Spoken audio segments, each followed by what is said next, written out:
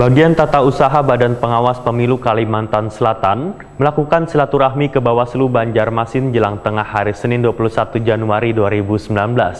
Silaturahmi dalam rangka saling bertukar pendapat wan memberikan motivasi untuk mensukseskan pemilu yang dilaksanakan pada 14 April 2019 mendatang ini dibarengi dengan memperkenalkan 5 orang anak magang di Bawaslu Banjarmasin.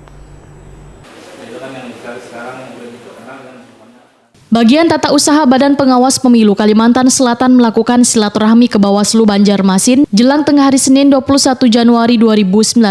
Silaturahmi dalam rangka saling bertukar pendapat dan memberikan motivasi untuk mensukseskan pemilu yang dilaksanakan pada 17 April 2019 mendatang ini dibarengi dengan memperkenalkan 5 orang anak magang di Bawaslu Banjarmasin. Kasubag TP 3 Bawaslu Kalimantan Selatan Supriyanto Waitakoni Prima TV memadahkan kunjungan ini kada hanya melakukan koordinasi terkait dengan pengawasan tahapan pemilu yang sudah dilaksanakan oleh Bawaslu Banjarmasin. Kesempatan ini juga digunakan untuk memperkenalkan dan mengajak mahasiswa magang di Bawaslu Kalimantan Selatan mengetahui tugas dan fungsi dari Bawaslu terkait dengan pengawasan dan pelanggaran dalam pelaksanaan pemilu 2019.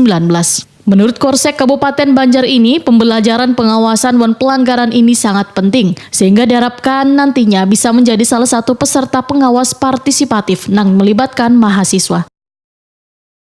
Kita mencoba memperkenalkan kepada adik mahasiswa untuk lebih mengetahui terkait dengan tugas pokok dan fungsi dari Bawaslu itu sendiri. Jadi mereka di sini setidaknya mengetahui terkait dengan pengawasan, juga terkait dengan penanganan pelanggaran itu sendiri.